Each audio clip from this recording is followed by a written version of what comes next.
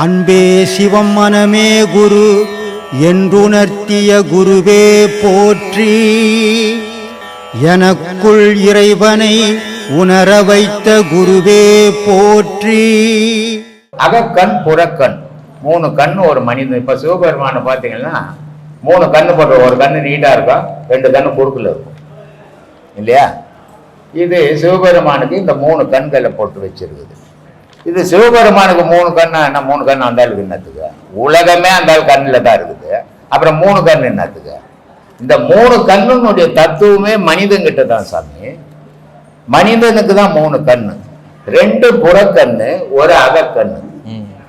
இந்த அகக்கண்ணு எல்லாருக்கும் வேலை செய்யாது, புறக்கண்ணு எல்லாருக்கும் வேலை செய்யும். புறக்கண்ணுடைய சக்தி என்னன்னா ஓரளவு வெப்பத்தை தாங்கும். அளவு கடந்த வெப்பம் வந்தா புறக்கண்ணு அழிஞ்சிடும். ஆனா அகக்கண்ணு எவ்வளவு வெப்பம் வந்தாலும் தாங்கும். ஆனா அது எல்லாருக்கும் வேலை செய்யாது.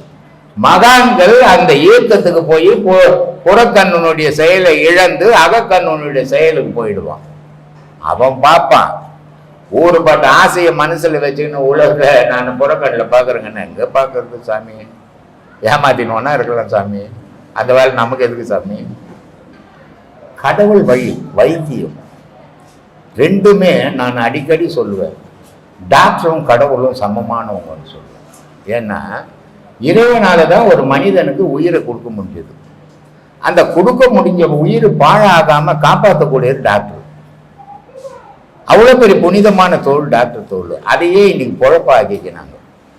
காசு மட்டும்தான் குறிக்கோள் இருக்குதே தவிர வைத்தியம் குறிக்கோளா இல்லை.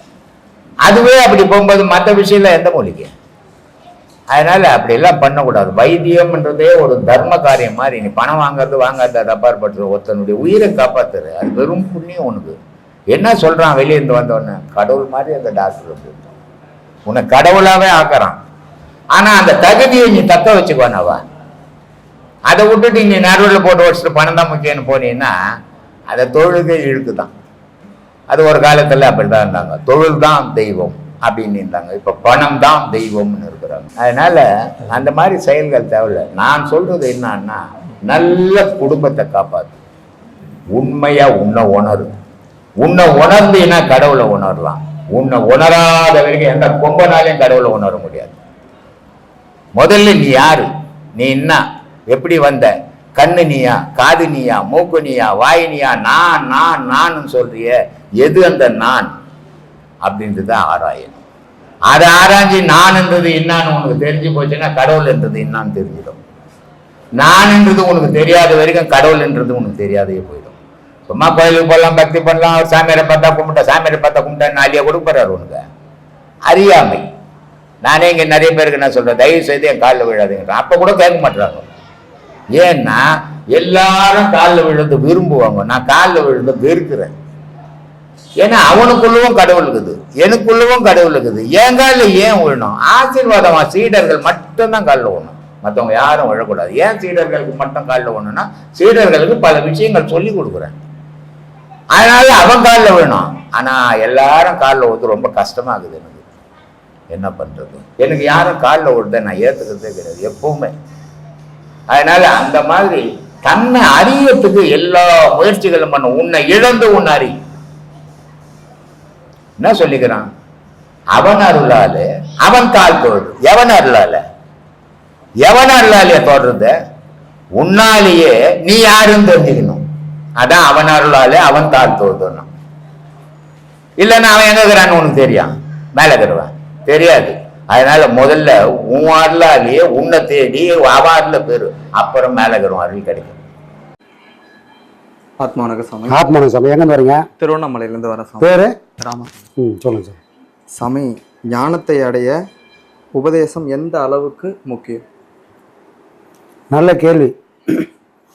ஞானத்தை அடைய உபதேசம் எந்த அளவுக்கு முக்கியம்? நிறைய பேர் நினச்சிருக்கிறாங்க. இப்போ நம்மளை கூட சிலர் டிவியில் வச்சு வெளுக்கிறாங்க. அதுக்கெல்லாம் கூட பதிலாக இருக்கும். அது நான் கேட்கும்போது கோபம் வரல, சிரிப்பு தான் வந்தது. வந்த சிரிப்பை நான் என்ன பண்ணுறேன், கோபம் மாற்றாம அதே பட்டினத்தார்கிட்டே கேட்டேன், இந்த கேள்விகளை நீங்கள் தான்ப்பா பதில் சொல்லணும் அப்படின்னு அவர்கிட்ட கேட்டேன். அப்போ அவர் சிரிக்கிறாரு. ஏண்டா இது எதோ புதுசு இல்லை, இது எதோ புதுசு இல்லை. இந்த உலகத்தில் எனக்கு முன்னாடி அப்படி தான் இருந்தது, என் காலத்துலேயும் அப்படி தான் இருந்தது. அப்போ இது வரைக்கும் அவர் சொல்லாத கதையை இப்போ சொல்கிறார் அவர். இது வரைக்கும் பட்டினத்தார் வாழ்க்கையில் இப்படி ஒரு சம்பவம் நடந்ததுன்னு இது வரைக்கும் யாரும் சொல்லலை. ஏன்னா பட்டினத்தார் சொல்லலை. பட்டினத்தார் சொன்னால் தானே தெரியும். அப்போ நம்ம இப்படி ஒரு கேள்வி வைக்கும்போது அவர் சொல்கிறாரு, உபதேசத்துக்கும் இந்த ஞானத்துக்கும் ஏதாவது சம்பந்தம் உண்டா? இவங்களாம் இப்போ தானே உபதேசம் வாங்கினாங்க, நாங்களாம் அந்த காலத்துலேருந்தே இருக்கிறோமே அப்படின்லாம் சொல்கிறாங்களே சாமி, உபதேசத்துக்கும் ஞானத்துக்கும் சம்பந்தம் உண்டா அப்படின்னா, டேய் இதெல்லாம் என் வாழ்க்கையில் நடந்துச்சுனான்றார். சரி சாமி, என்னோடய கேள்விக்கு பதில் சொல்லுங்கள் அப்படின்போது அவர் சொல்கிறாரு, எனக்கு நான் கோடீஸ்வரன், என்கிட்ட இல்லாத செல்வம் ராஜாக்கிட்டே இல்லை, அவ்வளோ செல்வத்தோடு இருந்தேன். ஆனால் ஒரு செல்வத்தை இறைவன் எடுத்துட்டான். அந்த செல்வம் என்னது? சந்தான செல்வம். குழந்தை இல்லை, எல்லாம் கொடுத்தான் இறைவன். புள்ள இல்லை, குழந்தை இல்லை. ஆனால் இந்த தலைமுறை வாழணும், என்னோட போயிடக்கூடாதுன்னு எனக்கு ஒரு ஏக்கமும் இருக்குது.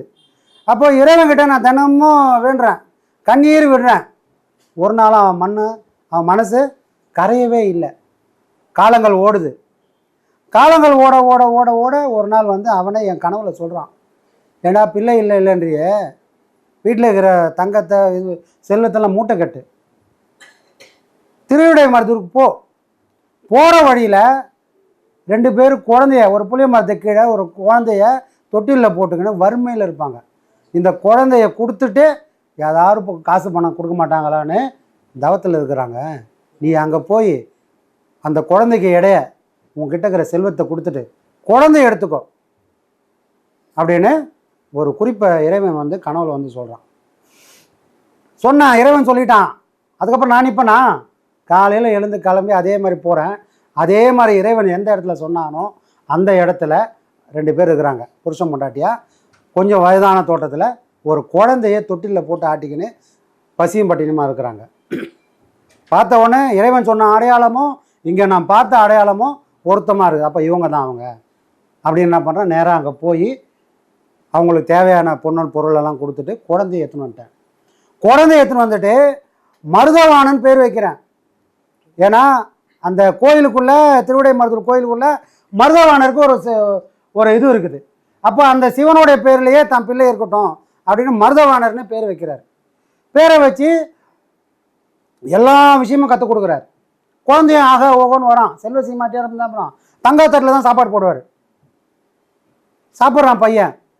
அப்போ அந்த பையன் என்ன பண்ணுறான், நம்ம பரம்பரைன்னு ஒரு தொழில் இருக்குது, அந்த தொழிலை நானும் பண்ணணும், இதே மாதிரி எல்லாத்தையும் அனுபவிச்சுட்டு போகிறது எனக்கு விருப்பம் இல்லை, அப்போ நான் பண்ணணும் அப்படின்றாரு. அப்போ கொஞ்ச நாள் பொறு, உனக்கு இன்னும் கொஞ்சம் நாள் ஆகணும், இன்னும் கொஞ்சம் பக்கம் வரட்டும், இந்த தொழிலோட நெளிவு சுழிவெல்லாம் நீ கற்றுக்க அப்படின்னு சொல்கிறாரு. ஆனால் பையன் கேட்கல. பையன் கேட்காம அடம் பிடிக்க என்ன பண்ணுறாரு, சரி இந்தா பணம் எடுத்துக்கோ, நீ போய் எல்லாரும் போகிறாங்க, நீ அவங்க கூட போய் நீ எப்படி வியாபாரம் பண்ணுற நான் பார்க்குறேன், என் மனம் குளிர்ற மாதிரி நடந்துக்க அப்படின்னு பிள்ளைய வாழ்த்தி பணத்தெல்லாம் கொடுத்து அனுப்புகிறார். பையனும் போயிட்டான். போயிட்டு அங்கெல்லாம் ஒரு சில்மஸெல்லாம் பண்ணிவிட்டு எல்லாரும் தேவையானதெல்லாம் வாங்கிட்டு வராங்க. இவன் மட்டும் என்ன பண்ணுறான், வரட்டியும் சாம்பலும் வாங்கிட்டு வர்றாரு. இந்த புள்ள திருநீர் மூட்டை மூட்டையாக திருநீரை கட்டி கூட்டு எடுத்துன்னு வர்றாரு, சாணி உருண்டையை கட்டி எடுத்துன்னு வர்றாரு. அதை பார்த்த உடனே படகுலேயே கப்பல்லையே என்ன பண்ணுறாங்க, புள்ளைய எல்லாரும் கடல் பண்ணுறாங்க. அந்த புள்ளை எதுக்கும் மசீர புள்ள இல்லை, ஏன்னா அந்த புள்ள அதனால் யாருக்கும் அது கலங்கவே இல்லை. அது பாட்டு சந்தோஷமாக இருக்குது. வந்துடுறாரு. வந்த உடனே இவன் வரதுக்கு முன்னாடியே இவன் பண்ண எல்லா செய்தியும் பட்டினத்தாருக்கும் போயிடுது. அவருக்கு பொறுக்க முடியல. எதுக்காக பொறுக்க முடியல, பணம் போச்சுன்னு பொறுக்க முடியலன்னா அது இல்லை. இந்த பணம் போனால் அவரால் இன்னும் 1000 மடங்கு சம்பாதிக்க முடியும். ஆனால் அவருக்கு என்ன மனம் வேதனைப்படுதுன்னா, தனக்கு இப்படி முட்டாள் பிள்ளையா பிறக்கணும், இதுக்குதான் நான் இறைவனை வேண்டி வேண்டி பெற்றுக்கினேன், இறைவனே எனக்கு கனவுக்குள்ளே சொன்ன புள்ள ஒருவேளை இந்த பிள்ளையா இல்லை வேற எதுனா பிள்ளையா மாற்றி எடுத்துட்டணும் அப்படின்னு வேதனை. அந்த வேதனையோட வெளிப்பாடு தான் இயலாம தான் புள்ள ஒரு முட்டாளாகிறானேன்ற வேதனையில் அவருக்கு கண்ணெல்லாம் செவந்து போகுது. கண்ணெல்லாம் செவந்து போன உடனே போகிறாரு, நேராக போகிறாரு. புள்ள காணோம், மூட்டையெல்லாம் எடுத்து வீட்டுக்கு வர சொல்லிட்டான். சரி இங்கே காணுமேனு வீட்டுக்கு போகிறாரு. வீட்டுக்கு போனால் அப்பத்தா கிட்ட என்ன பண்ணுறான், புள்ள ஒரு ஓலையை கொடுத்துட்டு, அப்பா வந்தோடனே இதை கொடுத்து நான் விளையாட போகிறேன் அப்படின்னு சொல்லிட்டு போயிட்டான். பட்டினத்தார் போகிறாரு. போன உடனே கேட்குறாரு. கேட்டவுடனே அந்த மாதிரி சொல்கிறார், அப்பா வந்தான்பா, வந்த உடனே விளையாடுறதுக்குன்னு போய்க்கிறான், விளையாட போய்க்கிறான். நீ வந்தவனே இந்த பொட்டியை கூடுன்ட்டு போய்க்கிறான். ஏற்கனவே அந்த புள்ள மேலே கடுகடுகடுங்கிறாரு. இந்த பொட்டியை அப்படி என்னதான் இந்த பொட்டியில் எடுத்து வச்சுக்கிறான்னு அந்த பொட்டியை வாங்கி பார்க்குறாரு. ஒரே ஒரு வாக்கியம்தான், காதற்ற ஊசியும் வாராது கான் கடை வழிக்கே. அப்போ புள்ள மேலே கோபம் வருது.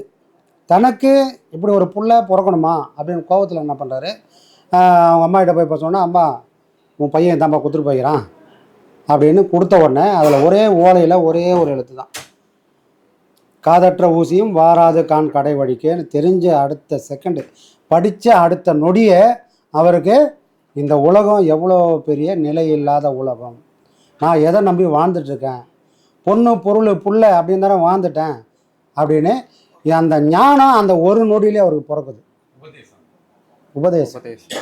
உபதேசம் குரு இல்லை, ஞானம் பிறந்துடுச்சு. அப்போ பட்டினத்தாருக்கு தான் பிள்ளையோட மூலிமா ஞானம் பிறந்துடுச்சு. அந்த நொடியை அவர் இன்னும் துறவி ஆகலை, ஞானம் பிறந்ததுக்கு அப்புறம் தான் அவர் துறவி ஆகிறார். என்ன பண்ணுறாரு, அவர் போட்டு இந்த பட்டாடையிலேருந்து நகை நெட்டிலேருந்து எல்லாத்தையும் தூக்கி போட்டுட்டு கீழே ஒன்றும் மேலே ஒன்றும் போட்டுட்டு கிளம்பிட்டார். கிளம்பிட்டு ஊருக்கு வெளியே போய் நிற்கிறார், பிச்சை எடுக்கிறாரு. அப்போ அவங்க அம்மா சொல்கிறாங்க, நீ இன்னும் முழுமையான ஞானி ஆகலை, ஞானம் வந்துச்சு ஆனால் அது பக்குவம் அடையணும். ஒரு காயானா என்ன, அது ருசி இருக்குமான ருசி இருக்காது. அந்த காய் பழமாகணும். அந்த பழமாகிற வரைக்கும் அது மரத்தில் தங்கி இருந்தால் மட்டும்தான் அது சுவையுள்ள பழமாகவே இருக்கும். மரத்தை விட்டு விழுந்து மரத்துக்கு அதுக்கும் சம்மந்தம் இல்லாமல் ஆனால் கீழே விழுந்து வெம்பி கூட போகலாம், அப்போ சுவை இல்லாமல் போயிடும். அந்த மாதிரி ஆகிடக்கூடாது. என்ன பண்ணுறாரு, ஞானம் அந்த ஒரு ஓலைச்சோடிலே பட்டினத்தாருக்கு ஞானம் கிடைச்சிடுச்சு. அவங்க அம்மா கூப்பிட்டு சொல்கிறாங்க, இது பத்தாது உனக்கு, ஊருக்கு வெளியே சிவானந்தரோட ஆசிரமம் இருக்குது, நீ நேராக அங்கே போ, அங்கே போயிட்டு உபதேசம் வாங்கிக்கோ அப்படின்றாங்க. எப்போது ஞானம் அடைஞ்ச ஒருத்தருக்கு இப்போ அம்மா மூலிமா ஒரு வழிகாட்டுதல் வருது. இந்த ஞானத்தை நெறிப்படுத்தணும்னா உனக்கு உபதேசங்கள் வேணும், முறையான உபதேசங்கள் வேணும்னு சிவானந்தரோட ஆசிரமத்துக்கு அனுப்புகிறாங்க. அங்கே போகிறாரு, எதே அம்மா சொல்லிட்டாங்கன்னு போய் உபதேசம் வாங்கலான்னு போகிறாரு. போனவருக்கு என்ன பண்ணுறாங்க, அங்கே ஒரு சோதனை வருது. இந்த கதை முக்கியமான கதை, இது வரைக்கும் யாரும் சொல்லாத கதை, பட்டினத்தார் சொன்ன கதை. நம்மளுடைய கேள்விக்கு பதில் இங்கே தான் இருக்குது. அப்போ அவர் அங்கே போகிறார், உபதேசம் வாங்க போகிறாரு. போன உடனே என்ன பண்ண, பட்டினத்தாரோட எல்லா கதையும் அந்த குருவுக்கு தெரியும். இவர் எவ்வளோ பெரிய செல்வன் வந்தார், ஒரு நொடியில் இவர் எல்லாத்தையும் தூக்கி போட்டு வந்தார்னா இவர் ஞானியாக தான் வந்திருக்கார். அப்போது அவருக்கு அந்த மடத்தில் ஏற்கனவே இருக்கிறாங்க பாருங்க, அவங்களுக்கெல்லாம் கொடுக்காத ஒரு பேர் உபதேசத்தை பட்டினத்தாருக்கு கொடுக்கலாம், வெயிட் பண்ணு அப்படின்றார். அப்போ அந்த மடத்தில் இருக்கிறவங்க சும்மா இருப்பானா, உன்னையே நம்பி உலகாலம் உக்காந்துக்கிறேன், நான் சீனியரு, எனக்கு கொடுக்காத உபதேசத்தை இவனுக்கு கொடுக்குறிய, இது எந்த வகையில் நியாயம், உன்னையே நம்பி தானே உக்காந்துக்கிறேன், உனக்கு சர்வீஸ் பண்ணிக்கிறேன் ஒரு நாள், இது நியாயமாக கேட்குறாங்க. அப்போ அந்த குரு சொல்லியிருக்காரு, நீ கேட்கறதெல்லாம் நியாயம்தான், நீ என்னை பார்க்க வரும்போது நீ ஒரு சராசரி மனுஷனாக இருந்த, என்னை பார்த்ததுக்கப்புறம் என்ன பண்ணணும்னு கேட்டேன். அப்போ நான் உனக்கு சில விஷயங்களை சொன்னேன். உன் ஆடை இப்படி தான் இருக்கணும், நான் சொன்னதுக்கப்புறம் மாற்றிக்கினேன். உன் சாப்பாடு இப்படி தான் இருக்கணும், நான் சொன்னதுக்கப்புறம் மாற்றிக்கினேன். நீ இந்த உலகத்தில் இப்படி தான் வாழணும், நான் சொன்னதுக்கப்புறம் மாறினேன். ஆனால் நான் சொன்னாதான் உங்களுக்கு தெரிஞ்சுது. ஆனால் ஏற்கனவே ஒருத்தன் ஞானத்தை அடைஞ்சிட்டு எல்லாம் தயாராகவே வந்துட்டான். அவன் ஏற்கனவே தயாராக வந்தான், நான் அவனுக்கு எந்த உபதேசமும் கொடுக்கல. இப்போ அவனுக்கு தேவைப்படுறது பேர் உபதேசம்னு. அது வரைக்கும் அந்த மடத்தில் கொடுக்காத உபதேசத்தை பட்டினத்தாருக்காக அந்த குருநாதர் கொடுக்குறாரு. புரியுதுங்களா? இந்த கதையை பட்டினத்தார் சொல்கிறாரு, டேய் என் வாழ்க்கையில் இப்படி தானே நடந்தது, இது எப்போவுமே நடக்கும்டா. உக்காஞ்சிக்கின்னு ஆணி அடிச்சுன்னு உக்காந்து இருப்பான், குரு கிட்ட கற்றுக்க மாட்டான், தெரிஞ்சு வச்சுருப்பான். குரு போகிறாரு வராருன்னு தெரிஞ்சு வச்சுருப்பான், எதுக்கு போனாரும் வந்தாருன்னு தெரியாதுடா, எங்கே போனாரு வந்தாருன்னு தெரியாதுடா. இது இந்த உலகத்தோட நியதி. உங்கள் அப்பனுக்கு சொல்லி பார்த்த உங்கள் அப்பன் கேட்கல, எல்லாருக்கும் எல்லாத்தையும் சொல்லிட்டாப்புல, நீயாவது உஷாராக இருந்துக்கோ. இது உலகத்தோட நியதி.